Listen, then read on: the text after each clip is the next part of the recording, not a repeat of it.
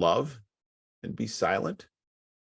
Lear, pointing at the map. Of all these bounds, even from this line to this, with shadowy forests and with champaigns rich, with plenteous rivers and wide-skirted meads, we make thee lady. To thine in Albany issue be this perpetual. What says our second daughter, our dearest Regan, wife of Cornwall? Speak. Regan, I am made of that self-metal as my sister, and prize me at her worth. In my true heart, I find she names my very deed of love. Only she comes too short that I profess myself an enemy to all other joys, which the most precious square of sense possesses, and find I am alone felicitate in your dear highness's love. Cordelia aside, then poor Cordelia, and yet not so, since I am sure my love's more ponderous than my tongue. Lear, to thee and thine heredity ever remain this ample third of our fair kingdom, no less in space, validity, and pleasure than that conferred on Goneril. Now our joy, although our last and least, to whose young love the vines of France and milk of Burgundy strive to be interest. What can you say to draw a third more opulent than your sisters? Speak. Cordelia, nothing, my lord. Lear, nothing? Cordelia, nothing. Lear, nothing will come of nothing. Speak again. Cordelia, unhappy that I am, I cannot leave my heart into my mouth. I love your majesty according to my bond, no more and no less. Lear, how, Cordelia, mend your speech a little, lest you may mar your fortunes. Cordelia, good, my lord, you have begot me, bred me, loved me. I return those duties back as are right fit. Obey you, love you, and most honor you. Why have my sisters husbands if they say they love you all? Haply when I say I shall wed, that lord whose hand must take my plight shall carry half my love with him, half my care and duty. Sure, I shall never marry like my sisters, to love my father all. Lear, but goes thy heart with this? Cordelia, eh, my good lord? Lear, so young and so untender. Cordelia, so young, my lord, and true. Lear, let it be so. Thy truth then be thy dower. For by the sacred radiance of the sun, the mysteries of Hecate and the night, by all the operations of the orbs from whom we do exist and cease to be, here I disclaim all my paternal care, propinquity and property of blood, and as a stranger to my heart and me, hold thee from this forever, the barbarous Scythian, or he that makes his generation messes to gorge his appetite, shall to my bosom be as well neighbored, pitied, and relieved as thou, my sometime daughter. Kent, good my liege. Lear, peace, Kent. Come now, not between the dragon and his wrath. I love her most, and thought to set my rest on her kind nursery. To Cordelia, hence and avoid my sight. So be my grave, my peace, here as I give her father's heart from her. Call France, who stirs, call Burgundy. An attendant exits Cornwall and Albany, with my two daughters, dowers, digest the third. Let pride, which she calls plainness, marry her. I do invest you jointly with my power, preeminence, and all the large effects that troop with majesty. Ourself by monthly course with reservations of 100 nights. By you be sustained shall our abode, make with you by due turn. Only we shall retain thy name and all the addition to a king, the sway, revenue, execution of the rest. Beloved sons be yours, which to confirm this coronet part between you.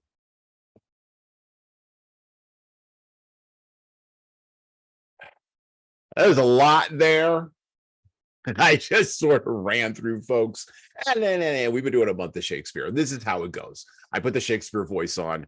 You got to throw it out there a little bit. You got to do the sort of Orson Welles / English actor. Patrick Stewart comes to mind. You got to sort of do that kind of thing. You got to give it a little flourish, because Shakespeare cannot be read in merely a plain voice. But after all of the flourishes, after all the exaggeration, I know why teenagers struggle with King Lear. There's a lot of complicated things going on here, and quite frankly, flattery, and this is maybe the first thing that we get from King Lear, flattery will apparently get you everywhere in business, just as it will in royalty. Leaders, to get what you want, engage in flattery, right? Turns out that narcissism is not a modern psychological state. It's just moved from being a private act tinged with shame, to being a shameless public act, right? We're not shameless in our narcissism. We put it out there. We want it to be publicly applauded. Goneril and Reagan, at least, had the good grace to keep it private. The other thing that we get from that big opening act where Lear is trying to divide up his kingdom is this concept, and we toyed with it a little bit in Hamlet, and we're going to toy with it a little bit more in Othello, and of course it pops up in Julius Caesar. But Shakespeare was very much concerned, as should leaders, about this idea of beguiling or deceiving another person. Regan and Goneril and their husbands, in particular Cornwall, he's going to prove to be a problem later on. They engage in acts of deception. They engage in acts of beguiling King Lear. Now, you could say, of course, that King Lear deserved to be beguiled. He wasn't going to listen to honest feedback from Cordelia when she said she had nothing for him other than her mere honor and her love and her truth to give him. And beguiling a person in power to attain the power that they have, which is what Goneril and Regan are involved in this little clip here right at the beginning, the opening of King Lear. If you do that, it's a robust short-term tactic, but it's a poor long-term strategy. Unless, of course, your fundamental philosophy is establishing a tyranny with you the top of the hierarchy. And this is where we open. This is where Shakespeare starts us off in the journey through 5 acts, as usual, of King Lear, a man who is going to find out exactly what it's like to fall off the top of a mountain, and how many people did you meet going all the way back down.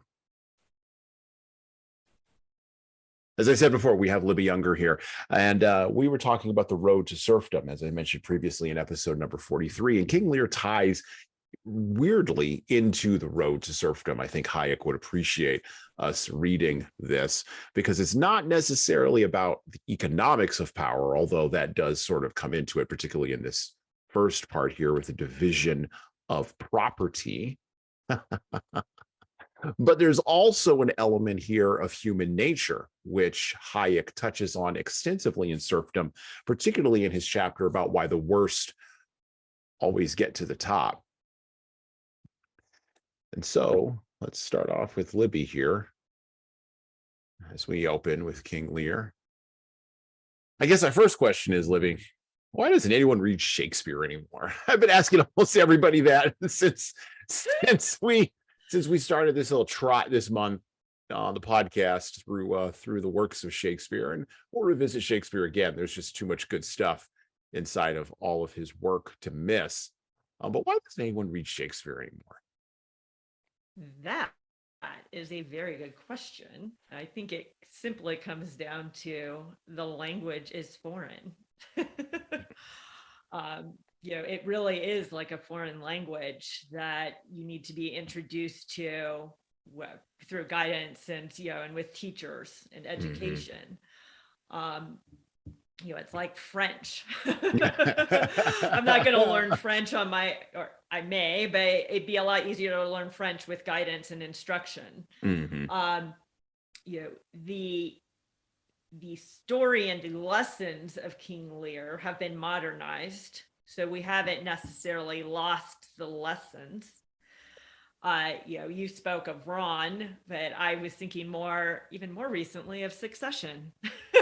I was, we brought up Succession. Interestingly enough, we brought up Succession in our episode on Hamlet with Tom Libby. I think Hamlet skews more towards something like Sons of Anarchy. That's more like Hamlet, but with a biker gang, right? Which I also said on the podcast. But yeah, you're right. King Lear is interesting because it is Succession. And I don't think the father, and I've never watched Succession on HBO, I've just seen clips and I've seen trailers floating around. I got the general gist of kind of what the show is about. But it is this idea of building an empire, and then how the hell do you divide it up? Like what do you, because you're not going to live forever. And at a certain point, you have to give it away. Like you have to divest yourself of your property. And this is a real problem. Yeah, well, let's step back and more. You've got the lessons of, succession is teaching the lessons of King Lear and and the human nature. The builder creates a huge fiefdom. He wants it to continue and to thrive, and his successors are well positioned to do that. Although they didn't learn the tricks of the trade. Mm-hmm. And how to build, and they're overconfident in their capabilities and competencies. Mm-hmm. And what becomes of them, they let their greed start to dictate their actions, and ultimately they lie and cheat, Mm-hmm. in order to retain power or to hold on to the last grasps of it. Yeah. But you've got succession, but you've got Dallas and you've got dynasty. Dallas in the 1980s, right? Same thing. Same thing. But, Yeah. But what's so beautiful about Shakespeare and the classics, and what you're trying to do through these podcasts, is it really demonstrates that human nature is a constant, Mm-hmm. right? So the same tendencies that the powerful had back in the 1600s are the same ones that we're having in in 2020. So why is it that Orwell and Ayn Rand could so accurately predict, where we would be landing as a society 80 to 100 years from when they were living? Okay, let me ask you this follow-up question, because this is the key crux question. Yeah. Okay. I am old enough, and you are old enough to remember an analog time before all this digital nonsense, right? We're both in that weird sort of middle ground generation, right? Analog, then digital, and now we got to adapt, right? And I am, there's a fundamental hubris that's built into digital, and we're seeing this right now with large language models being called artificial intelligence. And the fundamental hubris is a lack of being, not even a lack of being. It's the desire now for every individual to never be forgotten. Like one of the things Right. that I tell folks is, and I do have this written into my will. I want to be erased from the internet when I'm gone. I want to be eliminated. I don't want to show up in some deep fake video 100 years from now. And I think I maybe said this on the podcast, but like selling Nestle, because like Nestle's pushed everything out to the edges, and like now they've got to grab like regular people, and I'm in the background of a crowd somewhere, or because my voice is around everywhere. This is brought to you by, I don't want any of that, right? Erase me, move me from the internet. But the fundamental hubris of our time is that technology has allowed us to believe that we can, that we are King Lear, right? That we're at the top of our own little pile. And now we can sort of do these things. And it used to be, when we were more tragically focused, or maybe not tragically focused, we were more acknowledging of the tragic nature of humanity, that we were like, no, there has to be boundaries. Like that's for those people over there. And we still do have a lot of that. There's for that, but for us over here, there's something different. And we can look at it, right? Like I think of, this is now the second time these people have made it on the podcast, but okay. Harry and Meghan, the Markle twins over there. Yeah, those two people. And yeah. If y'all find me, you can come sue me. It's fine, whatever. Good luck. But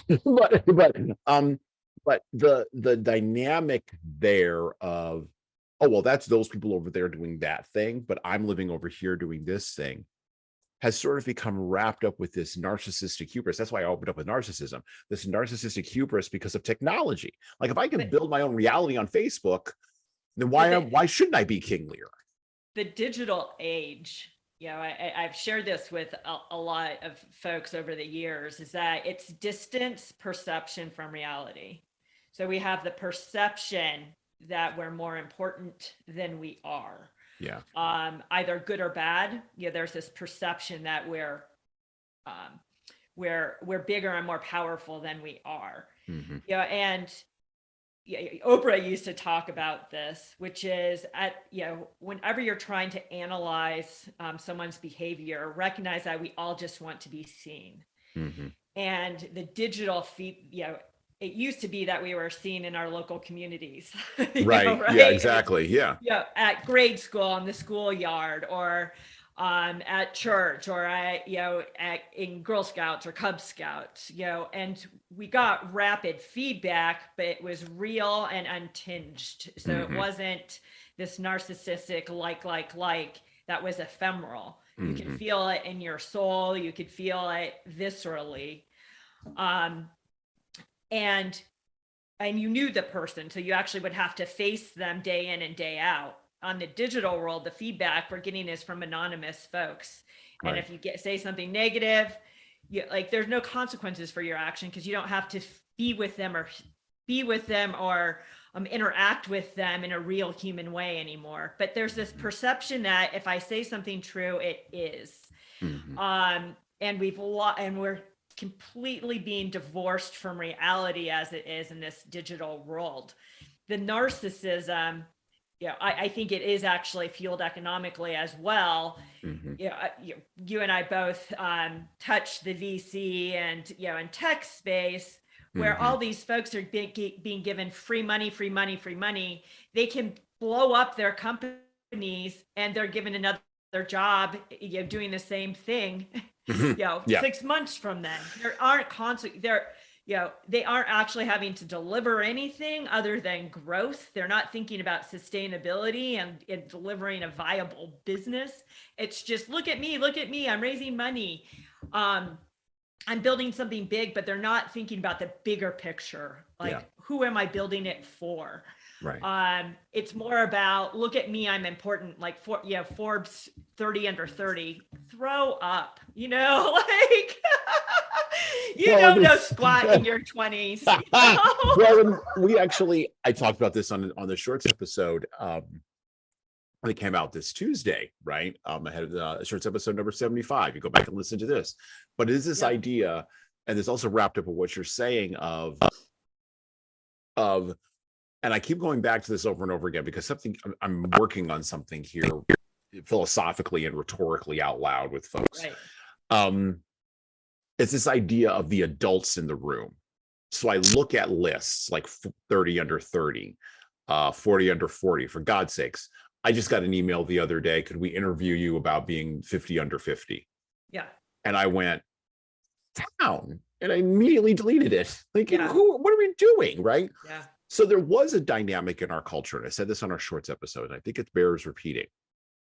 There was a dynamic where you would never trust anyone. No, not never trust. You would never give power to any, right. You would never trust anyone over 30, but that was also in tension against the dynamic in the post-World War II era of, don't you dare give anybody any power who's under 40, because they can't handle it. Mm-hmm. Because there was something going to get tragic, right, about that. And we see this in Reagan and Goneril in King Lear, right? Yes, all the Shakespeare parts are played by young men, young boys, usually 16 to 19. Yes, okay, got it. And yes, they would have been a 16-year-old boy playing Reagan and a 16-year-old boy playing Goneril. Okay, got it. Yeah, I'm aware of all that in the Globe Theater and in the Elizabethan theater age, right? I'm aware of all this. My point is, the people as characters, right, are young and arrogant. They're under 40. They're not behaving with wisdom, right? That's the whole setup for Lear. It's the whole setup for Succession.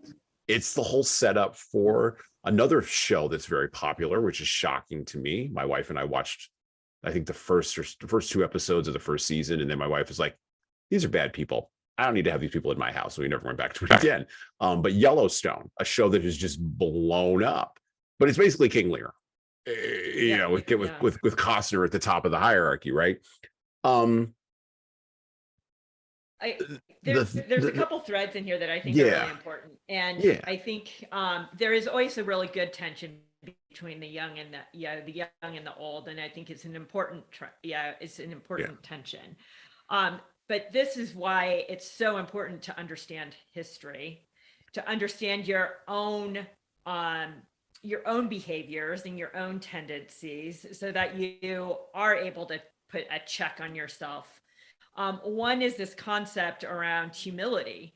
99 billion people have walked the planet. Why do you think your name is going to stand out in history?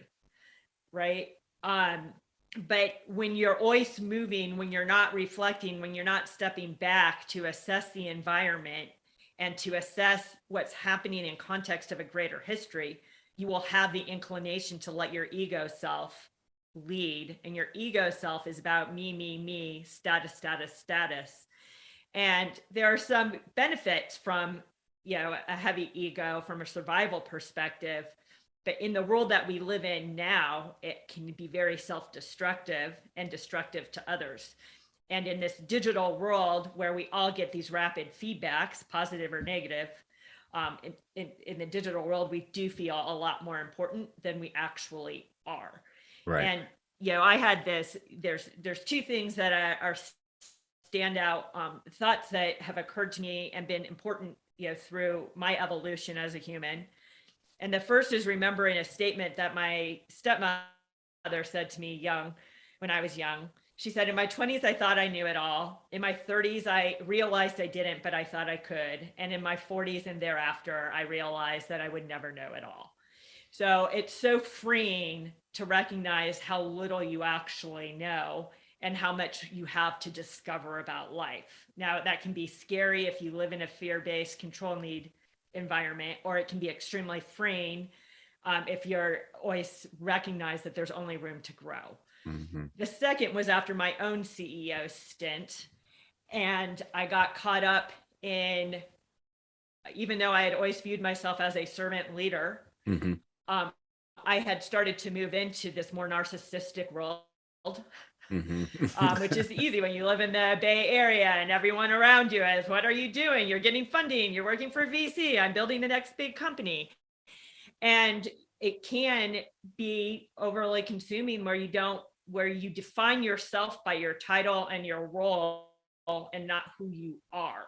Mm-hmm. And when I moved on from that, I started asking myself, what is my legacy? And I'll go back to Oprah again. I really miss Oprah. And she was talking about how Maya Angelou, how she had told Maya Angelou that this school that she's building in South Africa was going to be her legacy. And Maya said, you don't know what your legacy will be. And I always thought, Oprah, your legacy is everyone who watches you. You taught me about, Michael Singer and, Eckhart Tolle and all these other amazing things. Your destiny legacy are the small moments. And honestly, over the last 5 years, it is the small moments that make a difference. It's the small moments that have a ripple and butterfly effect through life in people's lives. How you treat someone when you're in the grocery line and they're having a bad day could completely shift their day and the knock-on effects that they have on others. So the humility is in actually realizing how small you are, but how much power you have in the small moments versus the big ones. And that's a good reminder for folks with ambition, leaders with ambition. Ambition is well, I'm going to paraphrase from Base Camp here. They're talking about VC. Ambition's a hell of a drug. And it's not necessarily a bad thing, but checking your intentions. And that's the important thing, is your intentions to, and this is where we always see those executives who, before they were executives, are like, I'm going to, spend all my time, helping develop talent and making sure everyone gets paid right and gets opportunities. And then once they're in their roles, they're looking up to the next thing and they've forgotten who's behind them. Yep. So ambition about building big businesses. Why? Because you have a great product for your customer. You're providing jobs in a great place, jobs so people can put food on their family's table. It's all about the intention behind the ambition. What we have today, and this is where like the fourth turning, I think, plays a big picture. What we're seeing in King Lear too, is that, the people aren't building or creating, and what they're chasing becomes smaller. Mhm. And so they become more vigilant. They're like, if they're defining themselves by their position and their power, then they're going to start, and that's all that matters. Mhm. And that's when the tyrannical and authoritarian traits start to come into play. Yeah. Well, because you have to, yeah. You have You're not willing to a, step aside. well, not right? only that, but you're constantly mounting a defilade rear focused defense on an incredibly tiny slice of an incredibly shrinking fat head. Yep. And when you're mounting that rear facing defense, you're so afraid of the future that you can't let go. And so now you're trapped, right? Because your hands are full of the thing you have now. And I'm kind of a little bit in this moment now, as I'm kind of talking to myself a little bit, but you're kind of in a little bit in this moment right now with some things, but you're so holding on so hard to the thing you've got now, but you have to let it go to grab onto something else. I think of grappling, or I think of jujitsu, right? I always going to bring up jujitsu at least once with podcast, and this is going to be the moment. But in jujitsu, if you're in a bad position, and this is one of the lessons like I've had to learn, and it's really hard to learn. Like when you first start, when you're a white belt and it sucks and you're getting crushed like all the time, you want to just hold on for dear life. It's like a roller coaster ride. Like, yeah, I got this one hand in here. I'm holding on. I'm never letting go, right? But the reality is you have to let go. You have to have the bravery, the courage to let go of that position to find something else, because you only have two hands. That's it. That's all you got. It's the concept of what you resist persists. Correct. Yes. Right. That's and right. if you just step back and let go, and have trust that the good things will follow, it's amazing what will happen. It's a scarcity mindset and a fixed state mindset that puts you into a tyrannical and authoritarian kind of world. Yep. Yeah. Well, and we see this with Lear in his behavior. And now there's always usually a check on that. And I want to talk about the blindness of hierarchies. Because when Lear is challenged a little bit in his decision making, he doesn't really like that. And he kind of sort of pulls the old card of, not the old card, but he pulls the card of, I'm in charge. I get to make this decision, and I get to decide what happens with my lands and how it's going to go. And there's a check in the court there. And that check is, as it is in our own society and culture, and I think this was something important that Shakespeare picked up on. The check was the comedian or the fool, right? The fool, right? Fool is critically important psychologically. The fool is also important for leaders. And it's important in order to wake up those who are at the top of the hierarchy with the all-seeing eye to the fact that they might not be seeing all the things that they think they're seeing. And so let's start with the blindness of hierarchies. Let's go back to King Lear a little bit. Let's open up with Act 1, Scene 4. And this is where King Lear is talking to the fool, and the fool's poking him a little bit in his court, which is, by the way, the fool's job. By the way, the modern fool is Dave Chappelle. That's the modern fool, or Chris Rock, right? You keep your hands off the fool, Will Smith. He has a right to be, or Joe Rogan. That's right. That's right. That's right. He has a right to be in the court. You need him there. Act 1, Scene 4 of King Lear. Enter fool. Fool, let me hire him too, to Kent. Here's my coxcomb. He offers Kent his cap.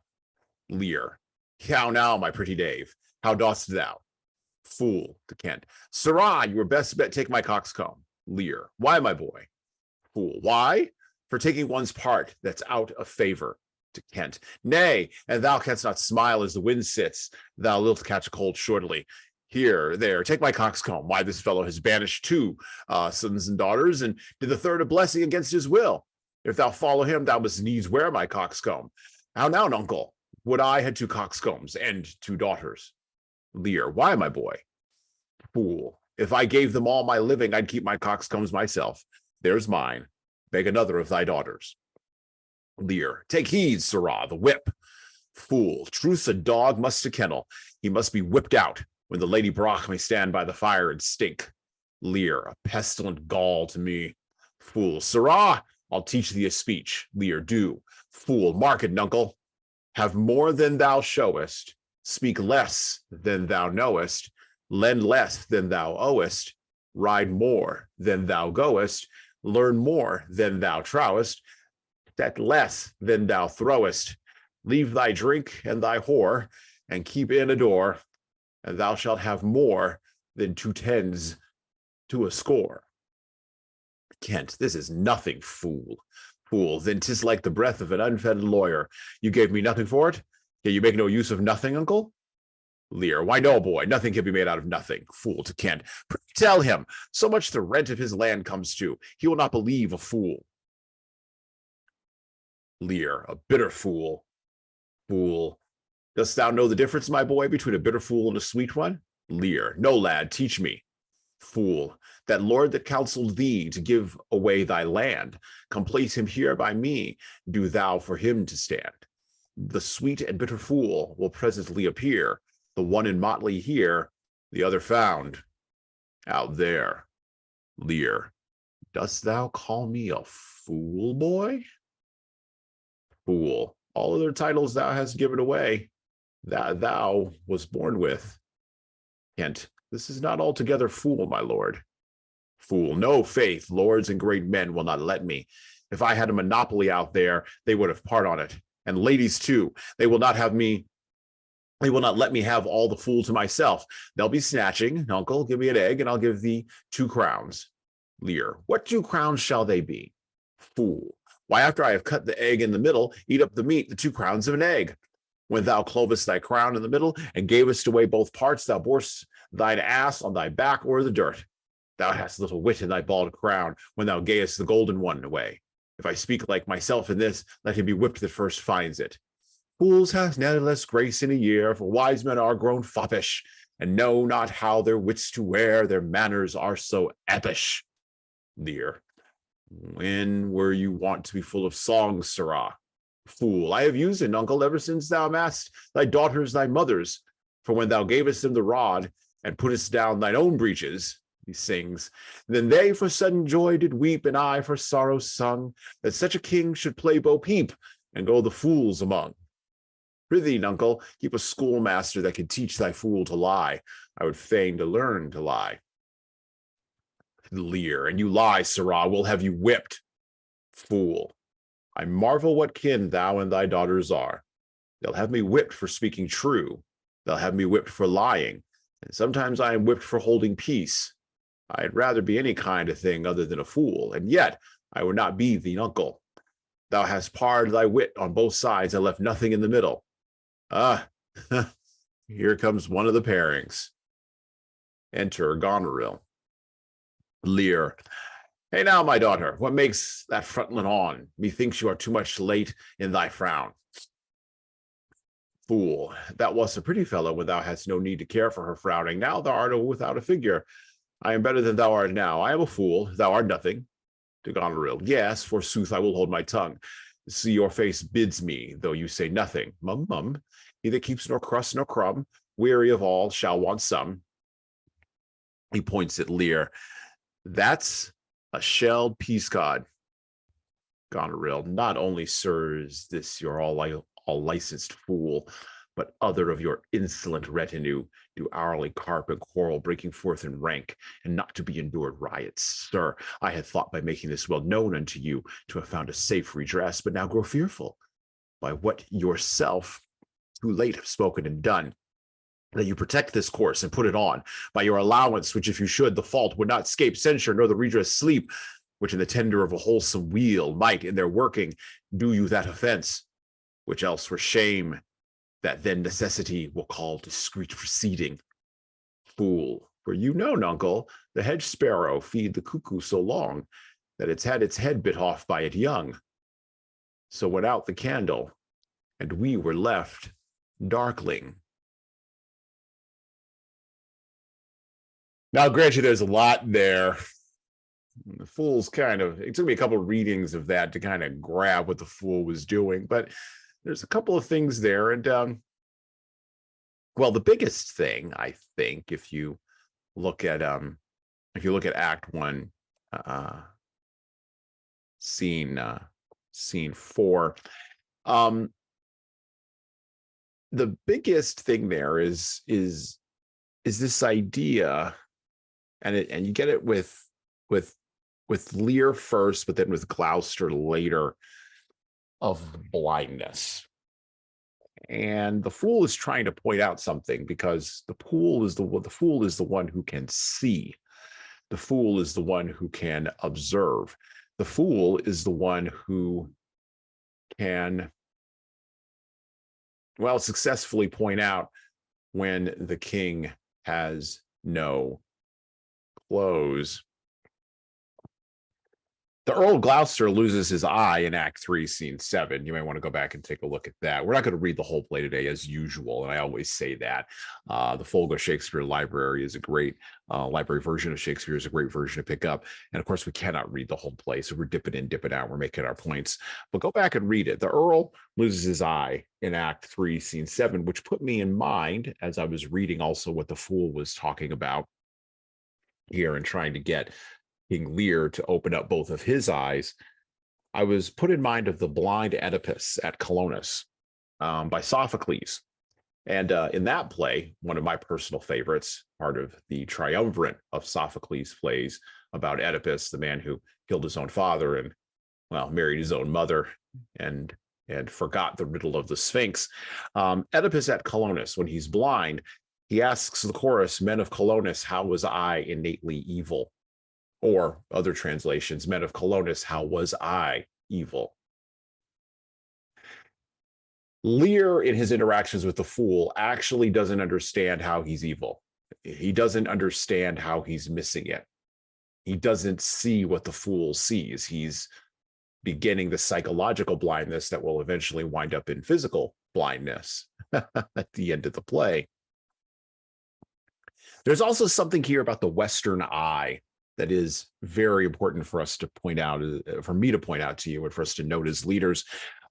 If you look through Western literature, the eye is dominant, particularly in Western art forms, almost all Western art forms going back to Egypt, but really hyper dominant in Western literature. So it's not just a blind Oedipus at Colonus or the all-seeing eye in an Egyptian hieroglyphic.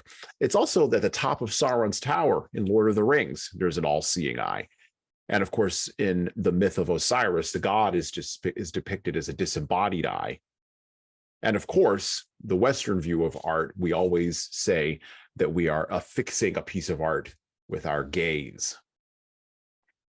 There's something fundamental here in the West. It's not in the East. And King Lear, Shakespeare's grabbing onto this, right?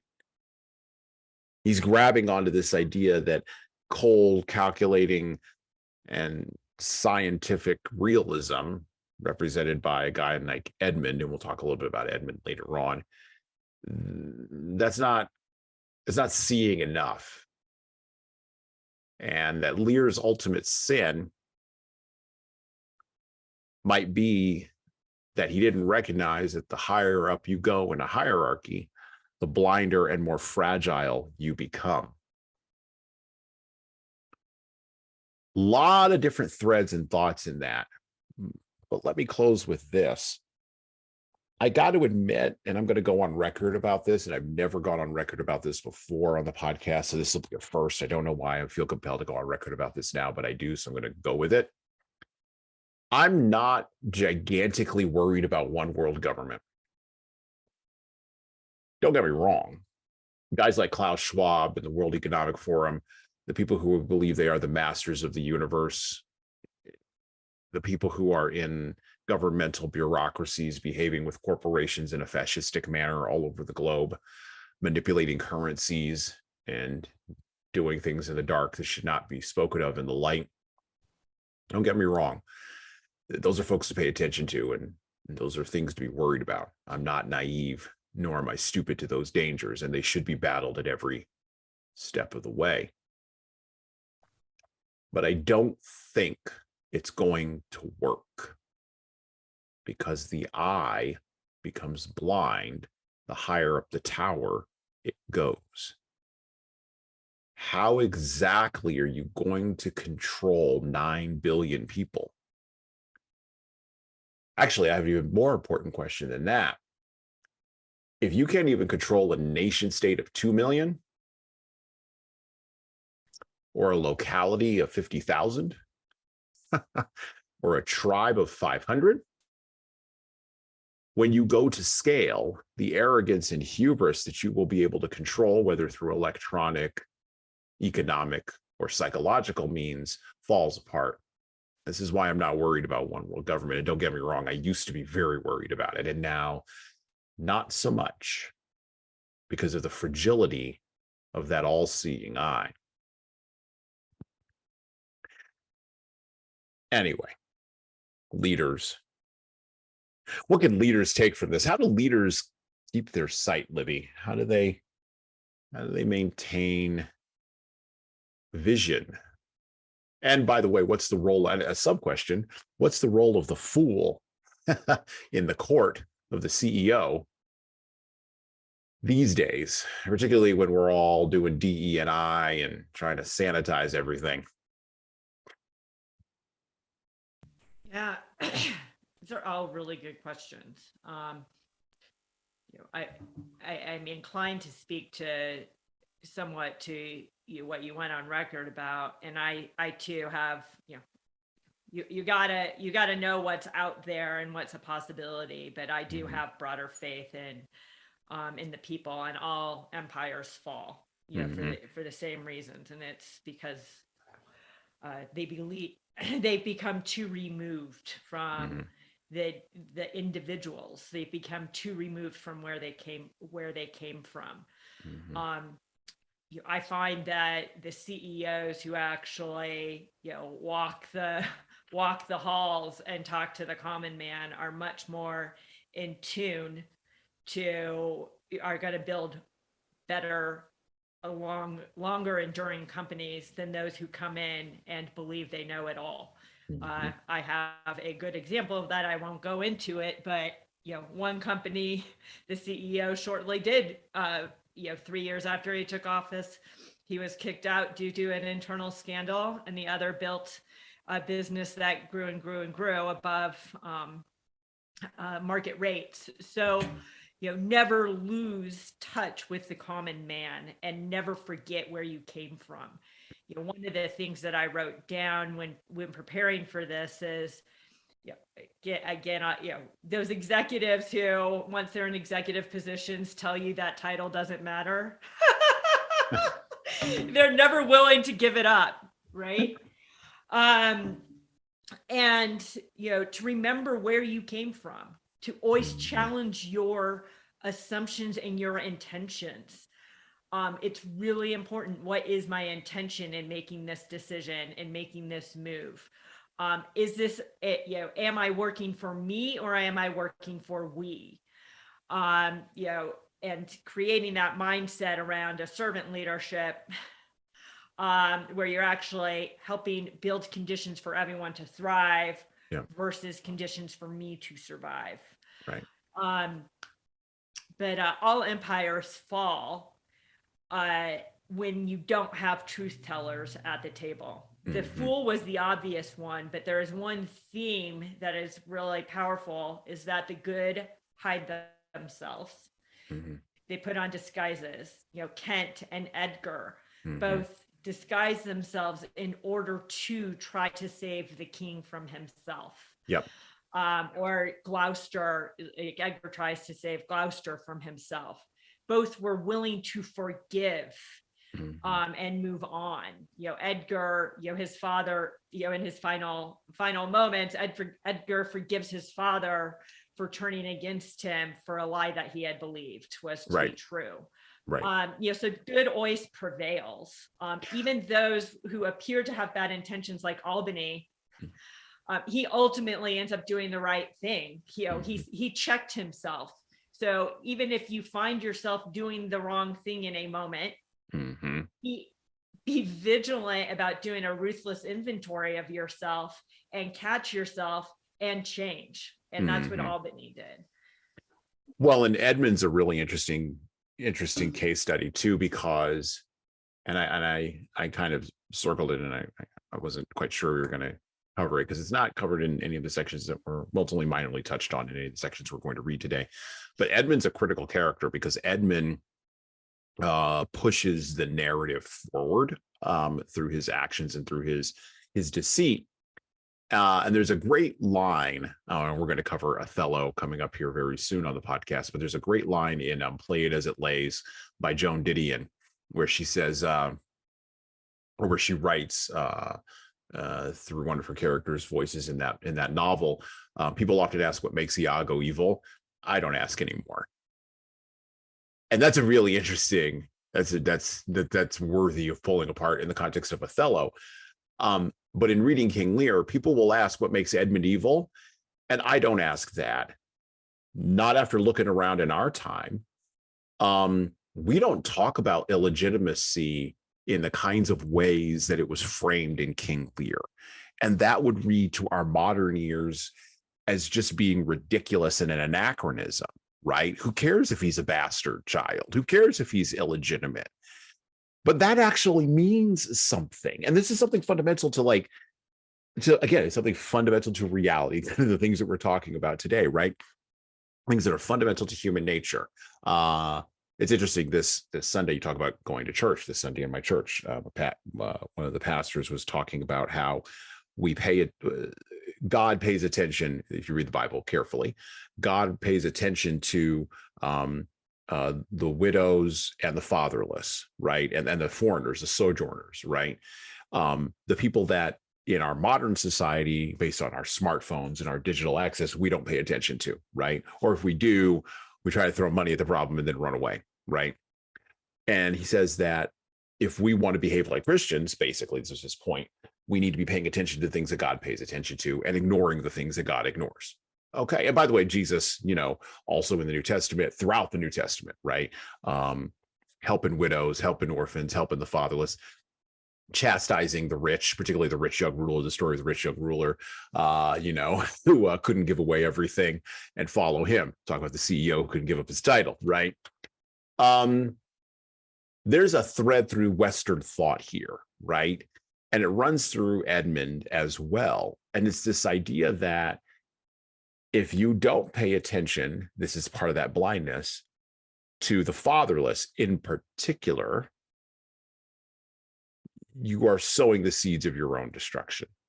Yeah, I actually kind of see this a different way, and can make it a modern analogy, going back to what Oprah said about the fact that we all want to be seen.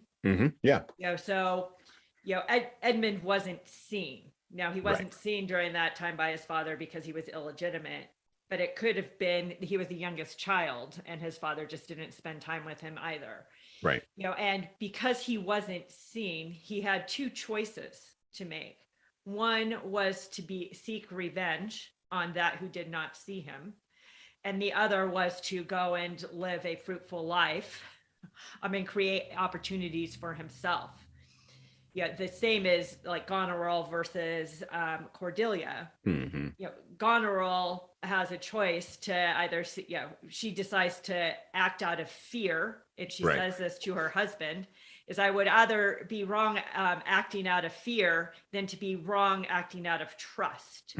So she chose to turn against her father because she anticipated how he would behave, whereas Cordelia chose to do the right thing for her and lived to her true values and lived a good life. So these are about, and she wasn't seen and she chose a good path.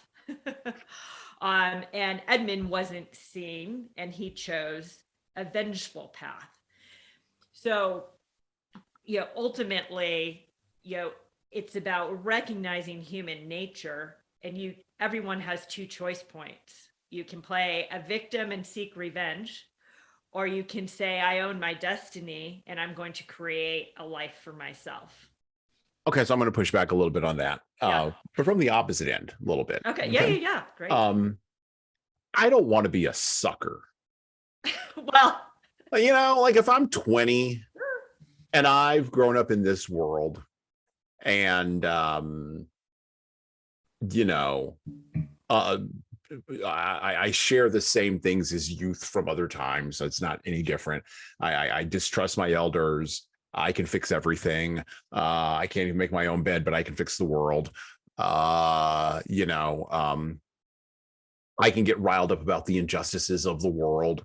Whatever the activist du jour ideology of the moment is, I can go and run to that because that's the great adventure, right? Because I want to have a great adventure because I'm 20. I want to have a great adventure, right? Yeah. Everybody at 20 wants to have a great adventure. You're no different than any other 20-year-old. But okay, you think you are because you have a mobile phone. Cool. All right. So you're going to go off and have your great adventure. But in the process of having that great adventure, I'm also, because I've been exposed to all of this stuff, I have a deep well of cynicism inside of me. And so I don't want to be a sucker. So there's this tension, right? Totally, I don't want to be taken advantage of, right? And you talked about, it's interesting, you talked about how in the past, you got rapid real feedback, right? Because the gaps between distance perception and reality were closed or were tighter, maybe. Now the distance between perception and reality is more broad, right? And the feedback is not rapid. And it's very much not bona fide, as they would say down here where I live. It ain't bona fide. Yeah. It ain't the real thing. And so now I'm operating in this well of just nonsense, right? And I'm 20. And fundamentally, at the end of the day, I want to have hope. I want to have a great adventure, and I don't want to be a sucker. Well, so this is where. And so gonorrhea doesn't read, or not gonorrhea, but Cordelia doesn't read well to me. Like I'm either going to be gonorrhea or I'm going to be Edmund. Like I'm going to pick one of those two. That's really interesting. Like I would be Cordelia. Okay. Right. And, and I just know that about who I am because I have to live with myself. Right. Well, and that idea of living with yourself. So you have to be willing to walk away. Right. Right. I wonder if it's easier to be Cordelia when you're 40 than it is to be Cordelia when you're 20. I don't know. So, I have an analogy that I use from, my, in third grade. Like, mm-hmm. So I'm friends with everyone and I belong to nothing. Like, so I actually really love like learning from all types of people. I belong to all different types of group, but I don't identify myself as a group. Sure. Yeah. And one of the reasons I remember when I was in third grade and I was part of the cool club, friends with, one of the Broncos kids and, and we were really cool and everyone wanted to hang out with us. And I bullied my best friend from 2 years old because she wasn't cool enough. And I still feel that ick in my body. And I knew at that moment that belonging was never, important enough to holding true to who I am. So like the ends don't justify, the ends don't justify the means. Mm-hmm. And so this concept around you need to live with yourself is really important. It doesn't mean that I othered the cool kids. I was still friends with them, but I would not bully. I would not subscribe to all of their behaviors. Yeah. But you also see what you want to see. Like, so if you only believe that there's one path, like anger and activism, or like there are role models everywhere that disprove a belief system that you have. Oh yeah. Oh yeah. Right? Yeah.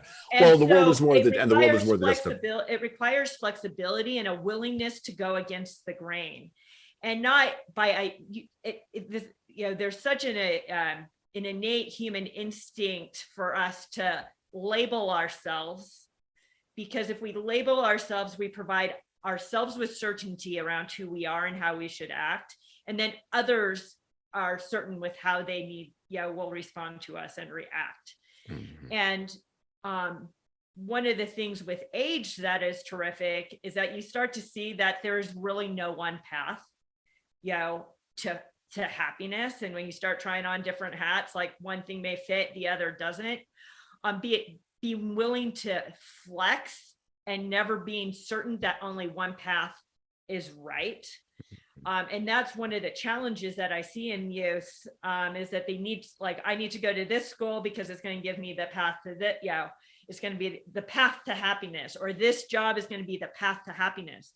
But when you look at the people who have been some people who are happy and successful did take one path, but there is an exception to every rule. Oh, yeah. And so being flexible, I always say, I'm not someone who's going to find a wall and stop. I'm going to find a crack. I'm going to dig under it, jump over it, find another way. But knowing who you are and what matters to you, it has got to be that inner pull, the inner pull and drive. And understanding tribal instincts is really important. Right? Like the Stanford prison experiment. It's really important to say, if I were alone and not seeking to belong, how would I act? And as part of the tribe, how am I acting? Well, and this is the challenge. So we read Gulag Archipelago on the podcast last year, and we're going to revisit Gulag Archipelago, not this year, but next year. We'll revisit that because there's some other things that we need to pull from that text that are critical for our time. We're also going to be reading a couple of other heavy books this year. So we're reading Eli Wiesel's Night, and we're also going to be reading The Power of the Powerless by Václav Havel.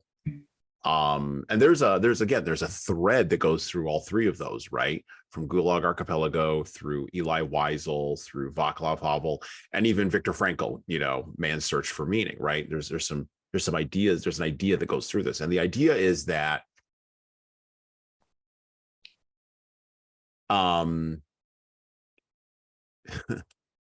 you can be the worst tyrant you could be, as a tyrant to yourself. But you don't know that when you're 20. Right. That's right. You have no clue about that when you're 20. And when you lock yourself up into a tyranny that is totalizing, thus it is a totalitarian tyranny, whether that is a totalitarian tyranny pursuing a job or a life that you think other people will appreciate and will give you status, or whether it's pursuing some form of activism to change society, even though your own household might be a mess. Right. Exactly. Whatever the totalizing, tyrannical thing is that you are in the grasp of, you're going to wind up metaphorically behind barbed wire. You're going to wind up behind barbed wire. You're going to wind up in a problem.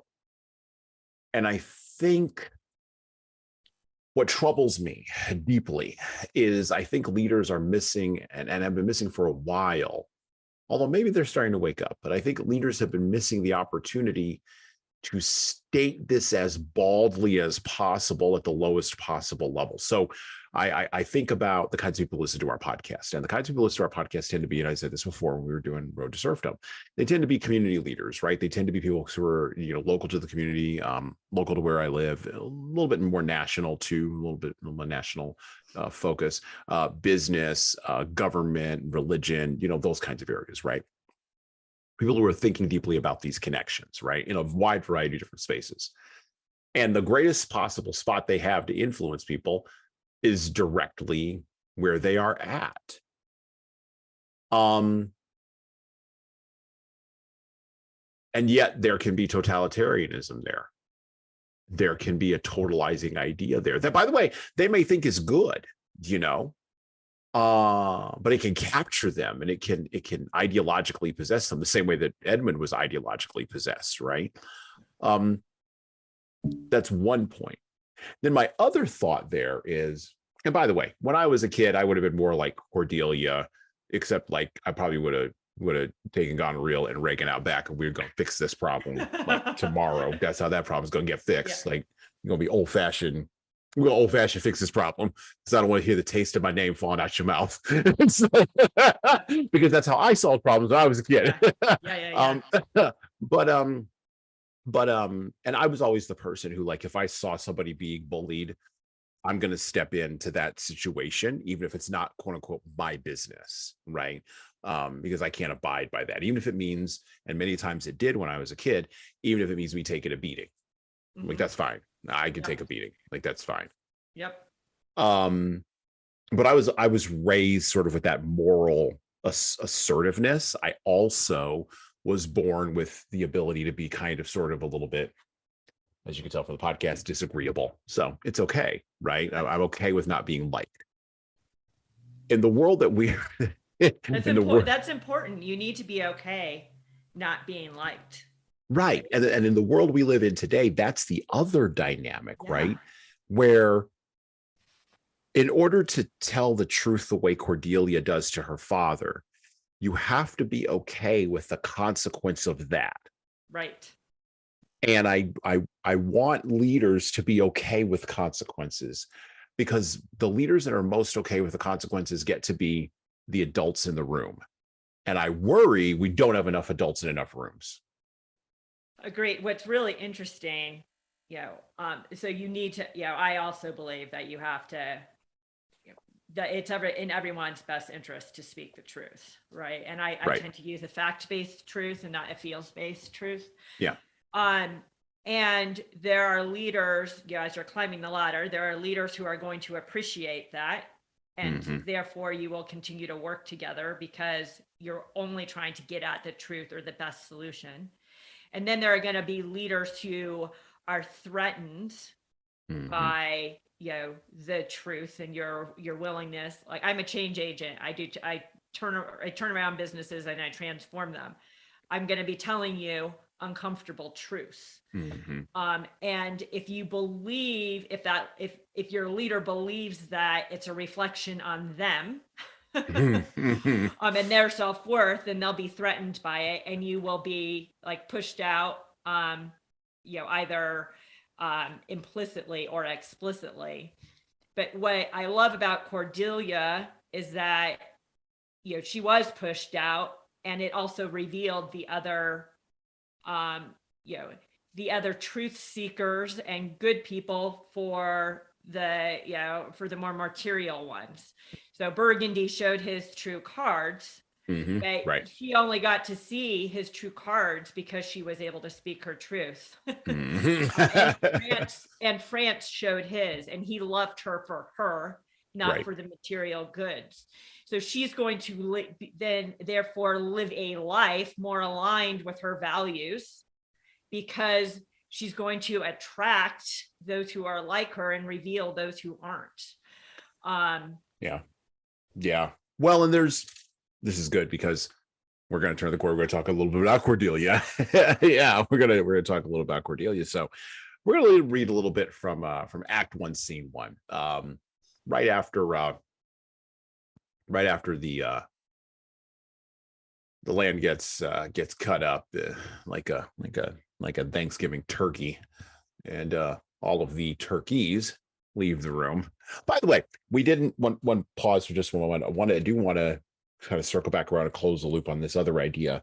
So, how do we get more of the fool back into the corporate boardroom? How do we get the fool into the meeting? Because we need those people. And again, I do genuinely worry that in our pursuit of the good of everyone feeling comfortable, everyone being agreeable, perhaps maybe is maybe not comfortable with just agreeable. In the pursuit of having agreeable rooms, we're not allowing the fool the space to work. And by the way, I don't mean that the fool should be offensive or the fool should be clearly like, whatever. But sometimes, but sometimes like, I don't know. Actually you need to create the conditions, like Ray Dalio in the way that he leads his companies. You always have the devil's advocate. You always have a pro versus a con debate. It has to be rewarded. and people observe what rewarding looks like.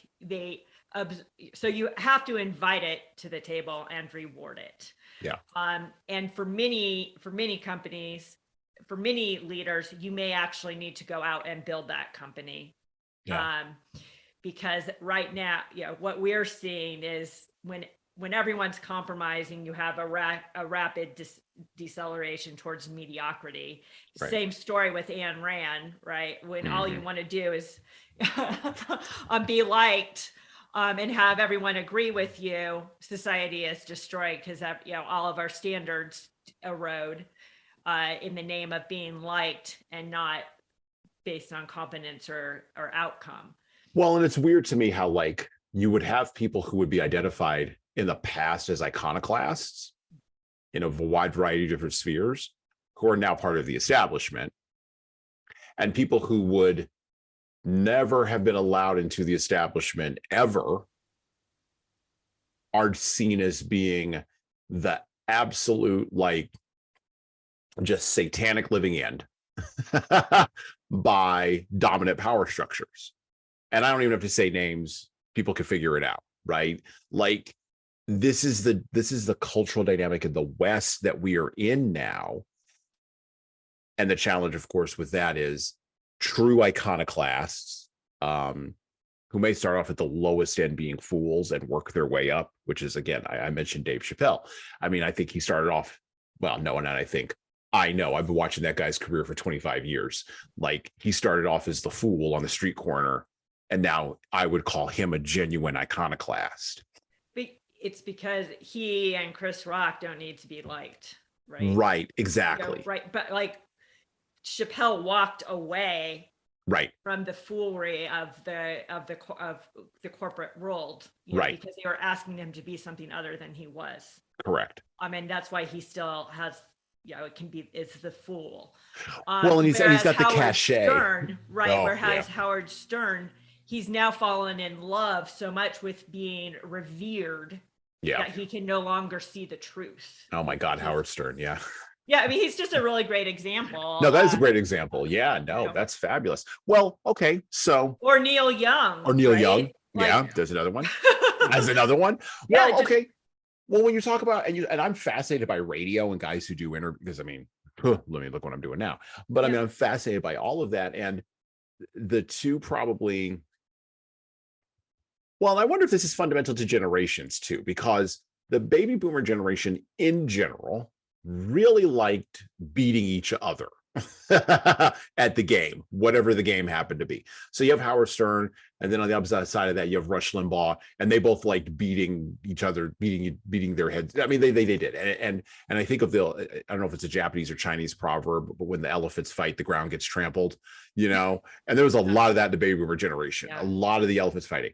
You go a couple generations down, though, where now we've got this idea of agreeableness being the highest virtue. And you talk about it framed in terms of mediocrity. That's one framing, and I would not disagree with that framing. A larger framing may be, and buddies of mine have this discussion about in sports, right? Because, the whole LeBron James versus Michael Jordan thing continues to rage in basketball. I am personally of the belief that we will never see a Tom Brady level quarterback in the NFL ever again. Like we just won't, because that guy was fine if you didn't like him. Yeah. He just wanted to cut your throat out to win. That was it. He didn't care. Oh, you don't like me? Cool. Same thing with Michael Jordan. Like I'm a Jordan. If you could see behind my camera, I'm a Jordan guy, right? Yeah. Like he came not just to kill you, but to cut your heart out. And he didn't care if you liked him. LeBron James cares very much about who likes him on Twitter. And I don't understand that. Like to me, that doesn't click over. And so as we've gone into this level of agreeableness, competitiveness, ambition, these things wind up conforming to these spaces. And this is where then you get, speaking of radio, to flip back to radio for just a second, you get all the people who would not have been allowed through the narrow keyhole of radio are now running podcasts.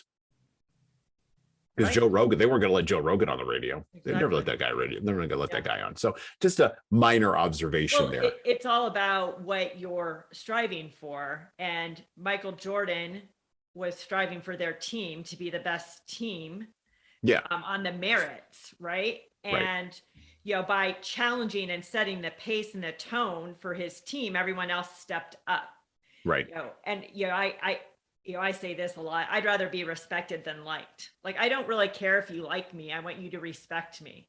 Right. And too many people care about being liked. And, there's lots of fine people that I like, but I don't respect the way that they make decisions. Right. I don't respect how they're living their lives and how they treat themselves and others. But there can be lots of reasons for why I like someone, and respect is a very different, is something very, very different. Respect lands in that place of, and I think we see this a little bit in King Lear, but it winds up it's that combination of merit driven by competency, right? And I think we're missing something on competency, but it's merit. We don't measure competency anymore. We're actually saying we don't want to measure competency because people will feel bad. Well, we don't even know how to define it, I don't think. Exactly. Which is weird to me. Like, how do you not know? Okay, you don't know. Okay, fine. But if you don't, you can't get to respect without merit and competency. And then you can't get to merit and competency without a baseline understanding of what the parameters of a goal are. So we're missing both the top of, and this is a cultural critique, but we're missing the top of the hierarchy in some ways. And we're also missing the bottom of the hierarchy while the middle gets hollowed out, which means, and I've been saying this for a while now on the podcast, the West is approaching a Tower of Babel or Tower of Babel moment. And the tower can't stay up. Everything's driven by politics and emotion, which means everything is unpredictable. When you're managed by the rule of law versus human nature, there are at least guardrails that make it predictable around how you win and lose. Like in business, about 2008, they stopped doing performance reviews or goals. Now it's hard to find like a job description that's meaningful or understanding how you measure success in a specific role. Well, what happens when it isn't clear how success is defined? You become more political and cutthroat, and it becomes, and that's where the Tower of Babel happens. Is politics will always take over when you don't have clarity of objectives, when you don't have clarity of outcomes and clarity of roles. And then, of course, you get rule by the worst because you get people who are experts at politics. Exactly. Everyone else drops out, moves out. It goes to something different. Which is why fascinating. Okay. Yeah, it's a fascinating psychological study. There's a little jog there. I want to talk a little bit about the truth in Cordelia, and telling truth to power. Much is made of that in our time. Back to the book, back to the play, back to King Lear, The Tragedy of King Lear by William Shakespeare. Once again, the Folger Shakespeare Library Edition. I would encourage you to pick it up. Has great. It's a smooth read, regardless of how I may have mangled the Old English here. But it is a smooth read with clearly defined stanzas. As Libby said, it's almost like a library in a book there. And I would also encourage you, by the way, and this is something that's critical, I think, for understanding Shakespeare. Shakespeare has to be absorbed in a couple of different ways. And so in preparation for these podcasts, it's just a little inside baseball. I not only read the Shakespeare, but then I also listen to it being performed, right? And there's many different performances of Shakespeare on YouTube. You can just go find any of them. It doesn't matter. Pick one and listen to it while you're reading it. And it makes the thing flow, makes the thing understandable.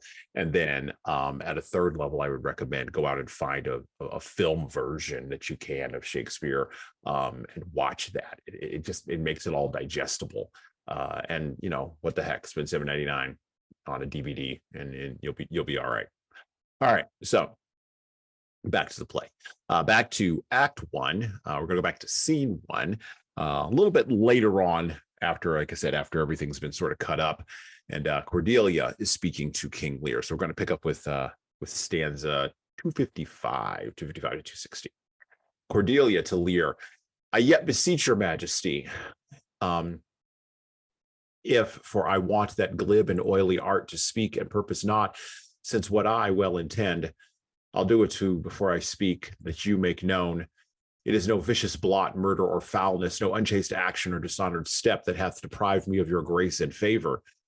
But even for want of that for which I am richer, a still soliciting eye, and such a tongue that I am glad I have not, though not to have it hath lost me in your liking. Lear, better thou hast not been born than not have pleased me better. France, it is but this, a tardiness in nature, what often leaves the history unspoke. What it intends to do? My lord of Burgundy, what say you to the lady? Love's not love when it is mingled with regards that stands aloof from the entire point. Will you have her?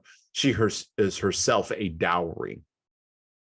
Burgundy to Lear, royal king, give but that portion which yourself proposed, and here I take Cordelia by the hand, Duchess of Burgundy. Lear, nothing. I have sworn I am firm. Burgundy to Cordelia, I am sorry then you have so lost a father, and you must lose a husband. Cordelia, peace be with Burgundy, since that respect and fortunes are his love, I shall not be his wife. France, fairest Cordelia, that art most rich being poor, most choice forsaken, and most loved despised. Thee and thy virtues here I seize upon. Be it lawful, I take up what's cast away. Gods, 'tis stranger that from their close neglect my love should kindle to inflame respect. Thy dowerless daughter, king, thrown to my chance, is queen of us, of ours, of our fair France. Not all the dukes of watchful Burgundy can buy this unprized precious maid of me. Bid them farewell, Cordelia, though unkind. Thou losest here better where to find. Lear, thou hast her, France, let her be thine, for we have no such daughter, nor shall we ever see that face of hers again. To Cordelia, therefore be gone. Without our grace, our love, our benison, come, noble Burgundy. Flourish. All but France, Cordelia, Goneril, and Regan exit. France, bid farewell to your sisters. Cordelia, the jewels of our father, with washed eyes, Cordelia leaves you. I know what you are, and like a sister am most loath to call your faults as they are named. Love well our father. To your professed bosoms I commit him. But yet, alas, stood I within his grace, I would prefer him to a better place. So farewell to you both. Regan, prescribe not us our duty. Goneril, let your study be to content your lord who hath received you at fortune's alms. You have obedience scanted, and well are worth the want that you have wanted. Cordelia, time shall unfold what plighted cunning hides, who covers faults at last with shame derides. Well may you prosper. France, come, my fair Cordelia. France and Cordelia exit. That little clip right there, a little piece right there of a much larger dynamic that's occurring between between France, Burgundy, Goneril, Regan, Cordelia, and King Lear. It's like watching a movie clip. And the reason why I pulled that is because Cordelia, as Libby has already said, Cordelia committed all the way to the end on her principles. See, the truth will set you free, free of influence, free of pulling the levers of power, but not free of accountability for your actions. There are some people in the leadership development space who would say that Cordelia should not have spoken the truth. Cordelia should have shut her mouth and stayed in a position of power, eaten the crap that was delivered by Goneril and Regan, bided her time, and then sprung the trap. They would say that you can't influence from the outside, and so you must be on the inside. They would also say that Cordelia can't tell truth to power unless she's near to the source of power. But Cordelia understood something that I think a lot of those folks who would advocate for that position miss. And I think it is something that is important in our fractured age. No longer are we in an era of mass media and mass audiences and mass consumers and even mass consequences. We are now fully, firmly in the era of micro audiences, micro consequences, and micro interactions that, of course, have major implications. Don't get me wrong, but they are still at the smallest, at least to this point, possible level, which is, again, one of those reasons why I'm not really too worried about one world government. Folks like Cordelia don't get to just skip away into a consequenceless future. Nor does she make everyone, as we already mentioned, happy with her truth telling. That wasn't her job. Her job was to understand the difference between principles and position. And truth tellers may lose materially, but they may win spiritually. You have to be comfortable with your past. You have to be comfortable with who you were and what you will become. And Libby's already mentioned this as well. But sometimes the lure of power and influence closes people's mouths to saying the truth with the 3 C's: clarity, candor, and courage. I do fundamentally believe that it is those 3 C's that we need now more so than ever. And people who are willing to accept the consequences for speaking with clarity, candor, and courage, whatever they may be. And by the way, we are now in the wake of the COVID-19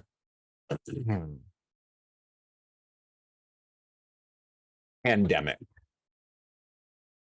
And clarity, candor, and courage has proven to be just as in a short supply as I always thought it was. Or at least I always suspected it was. And so we really need to pick up this. We really need to pick up this lesson. We really need to pick up this lesson about principle, the difference between principles and positions. We really need to pick up this lesson from Cordelia. And by the way, this is just a small sample. She consistently, character-wise, walks this out through King Lear all the way to, well, to the clearing at the end of the path, as Stephen King would say. A different Stephen King, not the one you see on Twitter, a different Stephen King, the one that I know, the one who wrote The Gunslinger, that guy. Libby, much is made of telling truth to power. Much is made of raising your fist and protesting. I'm thinking in our contemporary moment right now of events going on in Tennessee, in the state government in Tennessee. If you want to Google what those are, you can. They will all be wrapped up by the time you hear this podcast. But that is just the latest example of, I don't know, sort of the marketing of truth to power versus the actual telling of truth to power with actual consequences. How can leaders separate the marketing from the actual thing? Because the actual thing has actual consequences. Like when you talked about job applications, okay, there's a way to frame this. I see a lot of job applications, that say they're gobbledygook as far as what they want you to do. But at the bottom in bold print, it says, our organization has determined the COVID-19 requirements must be met, so you must have a COVID-19 shot before you can show up to interview for this job. And I just go, nope. I'm not looking for a job right now, but like if I were, no, then I'm out. Like that's not, there's principles. And then there's the position. Do those principles have consequences? For sure. And I wonder how many folks understand the difference between these two things. So how do we tell the truth to power? How do we keep our principles as our position? Or maybe we don't. Maybe we just need to be position-driven people that wave around with the wind. People. yeah. They like just wave around with the wind. I'm a negotiator. Like I understand the value of positions. I'm not knocking positions. And at the end of the day, you have to have a principle. Omar from The Wire, you have to have a code. Yeah, I mean, if principles, if positions aren't bound by principles, you get what we have today. Yeah. And it's really interesting what you talk about what we've seen over the last 3+ years. I always knew that politics was a lot of rhetoric and theater. I did not realize the extent of it that was theater. and how much of it is meant to just drive our emotions and to keep us focused on what they want us to focus on while they move their agendas through. It's not courage when you're saying what everyone is saying. Even when you act like you're saying it in anger and conviction, all I see is someone who's towing the party line. Yeah. So I tend to be focused on, I tend to be an outcomes-based individual. Mm-hmm. Mm-hmm. And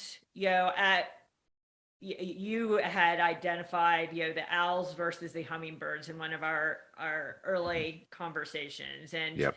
I was definitely more of a hummingbird when I was in my 20s and 30s. And now that I have been through many cycles, economic, political, familial, you can see certain trends. And one of those on the political side is the rhetoric doesn't ever deliver the outcomes that are promised. I don't have to look far from the streets of San Francisco and the homeless crisis that was the top of Newsom's priority list in 2010 has only accelerated into severity. I don't have to look farther beyond the streets of San Francisco, where we're basically conducting assisted suicide with the drug epidemic and the homeless epidemic. That those outcomes are not outcomes of people who care.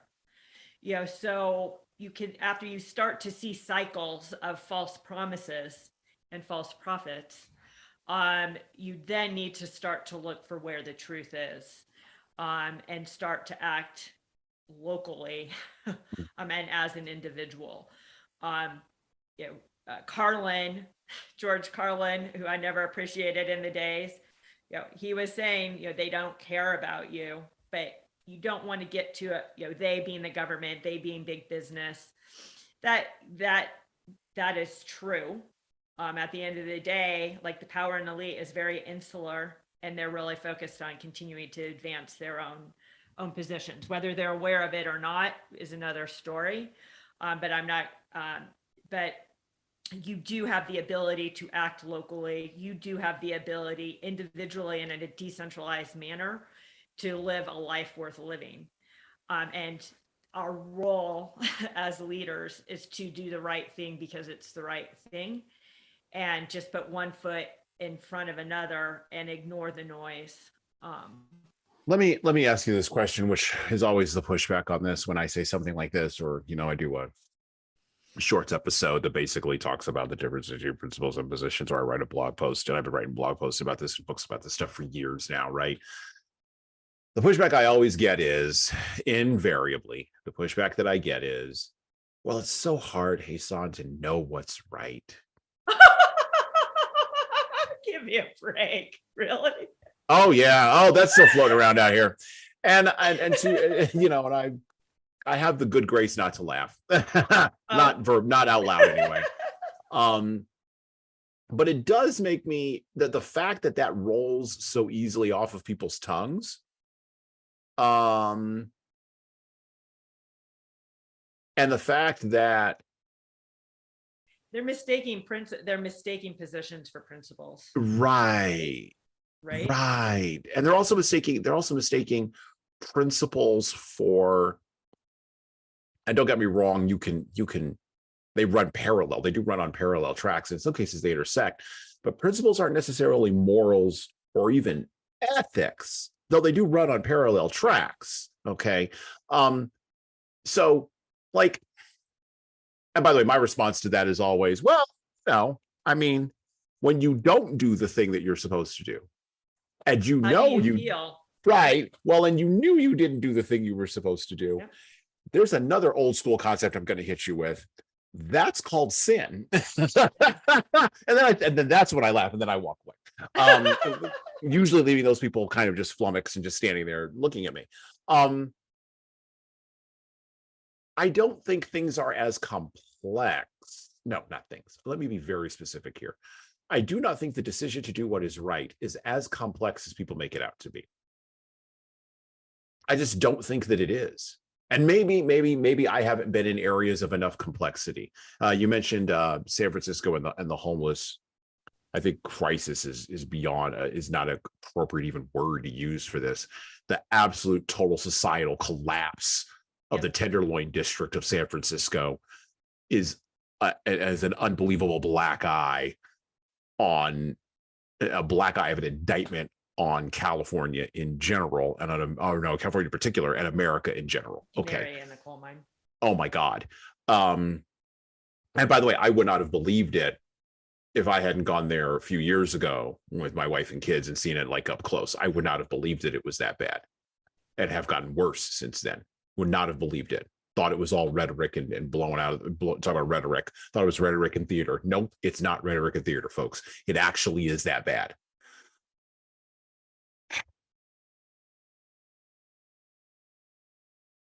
The unprincipled people understand that the system is run by politics. That's how Gavin Newsom gets to the top, because he's unprincipled. He understands he's got competency in that space. I'll grant him that. Space. Yes. Yeah.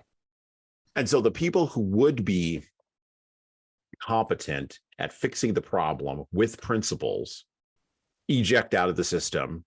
And many of them, by the way, post-COVID, pack up their bags and go to Utah. Or Texas. Or right. or Oregon. Florida. Or Florida. Or Tennessee. Or anywhere else other than where they, right. And what you're left with, and we saw this most recently in the most recent Chicago elections in 2023. Oh my God. Yeah. Well, but like, who's left to vote? And so it's going to be a self-fulfilling cycle of nonsense. Right. Who's at a certain point, you're not draining a swamp anymore. I'll frame it this way. At a certain point, I used to live in Detroit. I lived in Detroit for a few years in my early 20s. Rode the bus around Detroit, actually, to go to my 4 different jobs back in the day. And on the bus in Detroit was not for the faint of heart back in the day.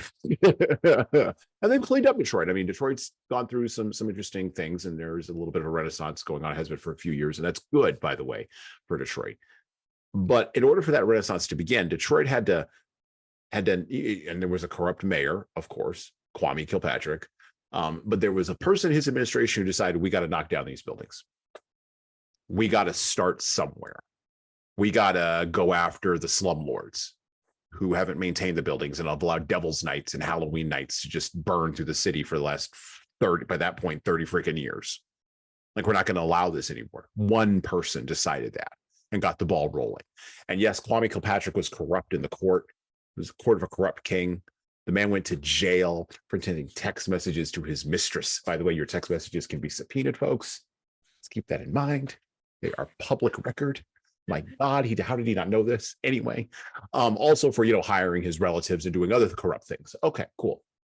But that was the beginning of the Renaissance of Detroit, because one principled person who we don't know the name of and probably never will was like, no, this we're done. That's the Cordelia in King Lear's court. Where's the Cordelia in San Francisco? I think a lot of people are asking that, by the way. Where is that person that's inside that just says, you know what? You got gubernatorial hair and you may fire me tomorrow, but this has to stop.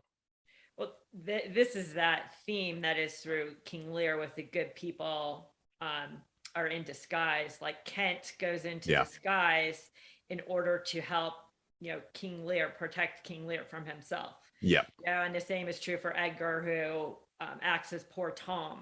Right. And the nameless servant who kills Cornwall. Yep. So these stories are of the individuals who do the right thing.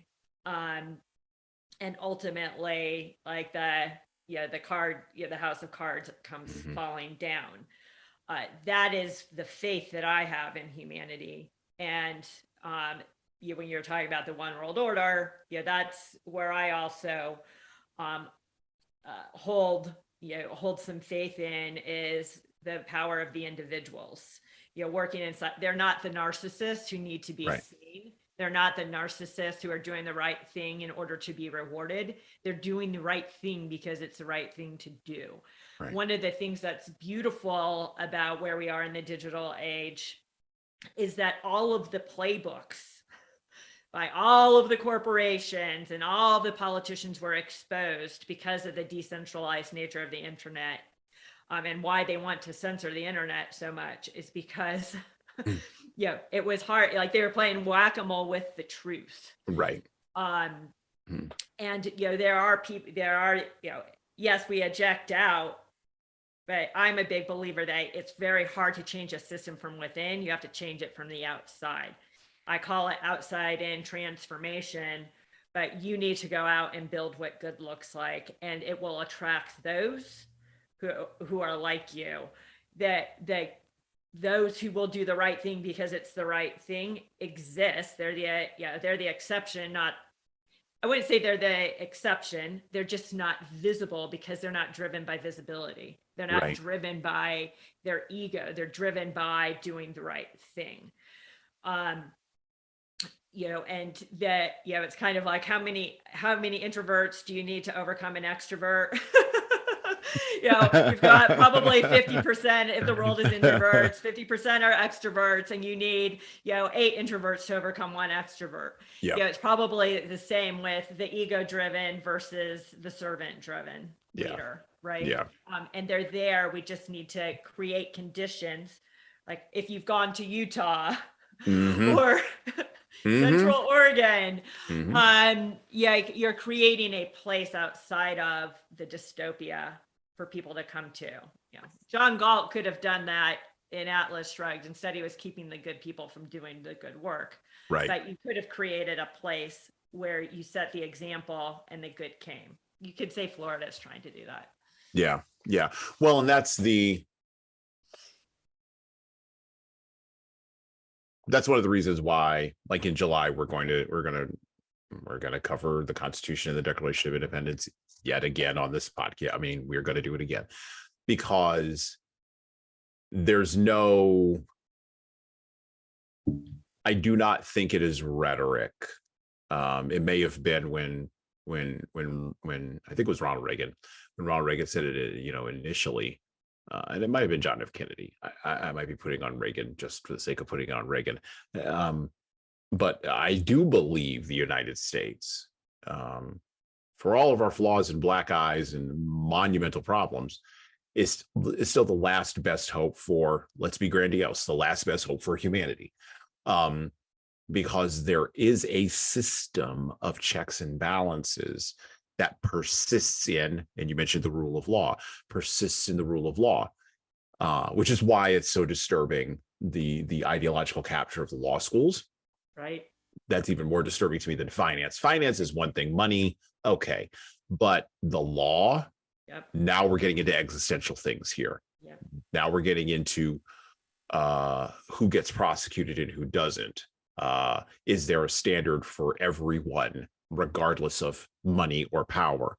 And by the way, if you want to assert that there's never been one standard for everybody, regardless of money and power, is there at least the attempt to get to a standard? Because if there's not even the attempt, if we are now cynically throwing the attempt out, if we're saying, the attempt was never real, so we're just going to jettison the whole thing. What's that in W.B. Yeats? The Falcon can't hear the falconer, second coming. The blood-dimmed tide. Yeah, that's what you're welcoming, because then it's anarchy. Then it is man. It's a Hobbesian nightmare that we have not even begun to understand. And so the United States is worth protecting. The Republic is worth defending. The Constitution is worth talking about and examining and knowing.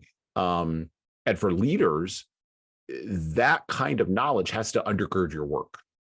The mob is never right. And that's one of the foundations for us, the U.S. being a republic and not a true democracy, is that mob rules will dictate what individuals do that they ordinarily wouldn't do. You know, I But was, but a monarchy isn't right. A monarchy isn't right either. I mean, then you wind up with Louis the 15th.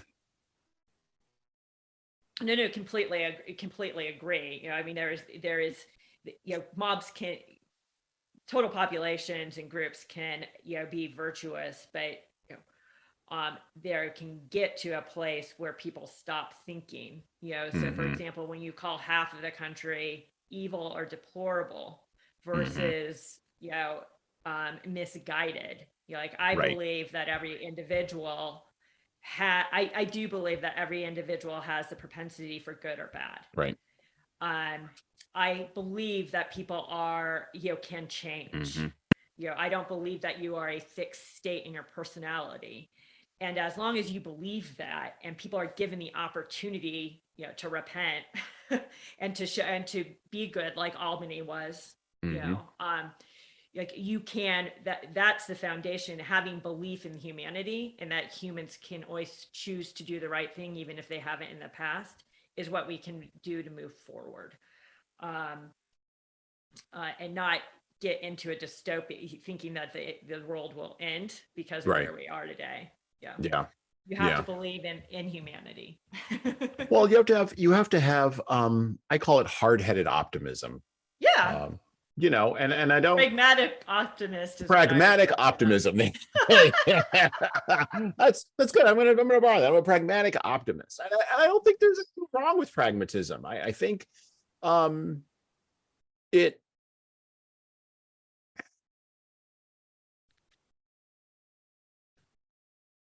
passion is fine.